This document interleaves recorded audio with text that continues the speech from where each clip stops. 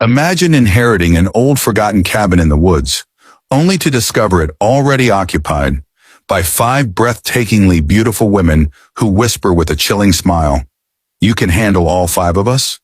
What follows is a heart-pounding, emotional, and suspense-filled journey of mystery, miracles, and revelations that will leave you breathless. If you love stories with shocking twists, raw emotions, and unforgettable endings, then stay with us till the very end. And don't forget to subscribe to this channel for more thrilling stories that will grip your soul and keep you awake at night. When Ethan received the letter informing him of his late grandfather's inheritance, he never imagined it would be a secluded cabin deep in the misty forests of Raven Hollow, a place he had only heard whispered about in childhood tales, and with a heart heavy from recent struggles.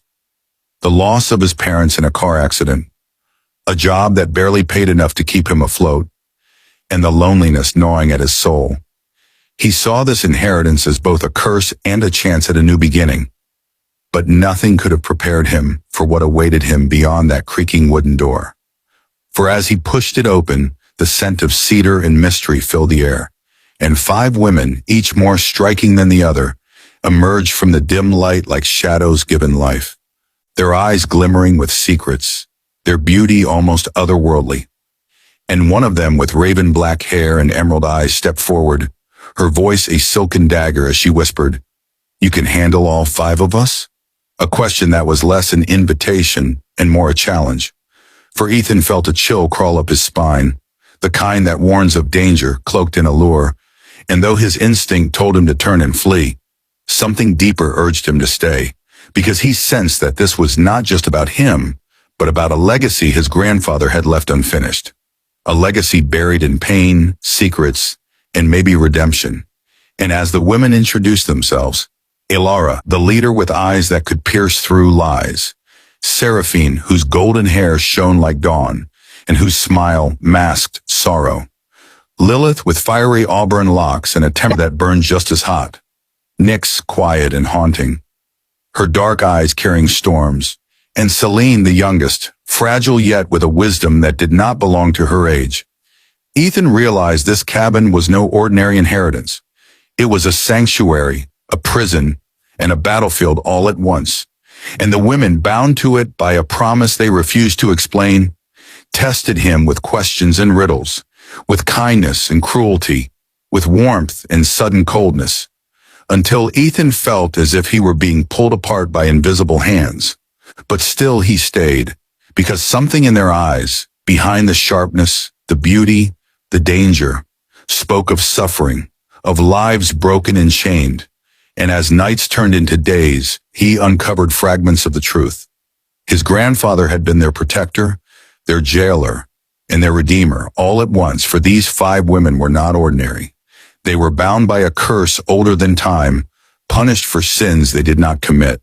And the cabin was the last tether holding them to this world, a place both safe and suffocating. And Ethan, by blood, was now chosen to either free them or doom them forever.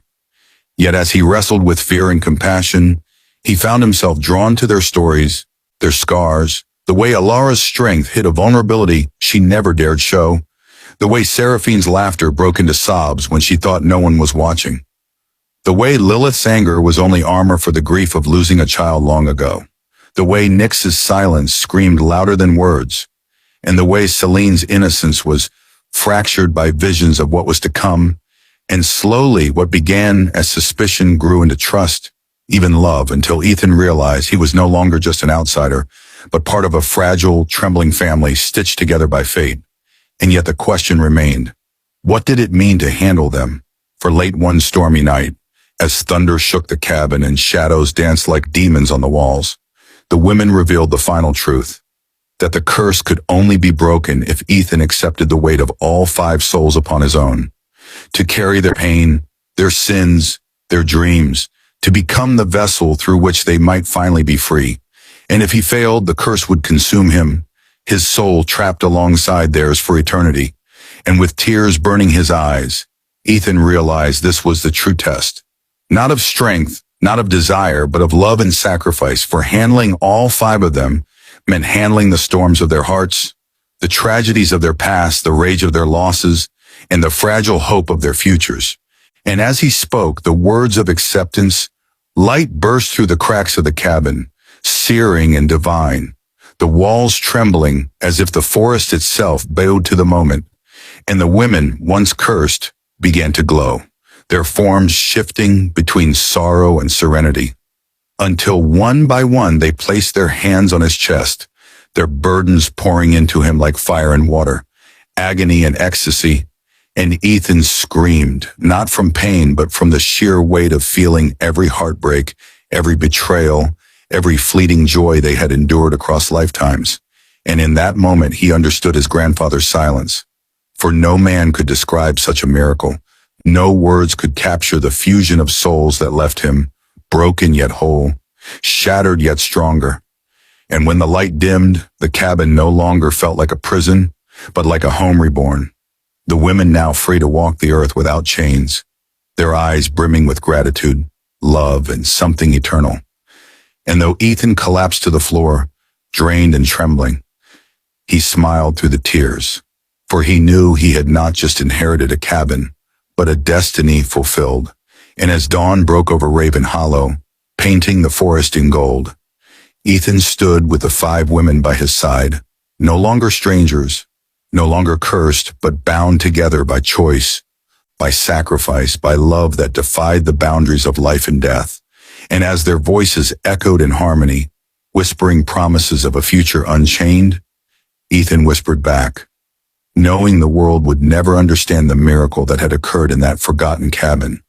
But he didn't need the world's understanding, because he had found his family, his purpose, and the strength to handle not just all 5 of them, but the infinite storm of humanity itself.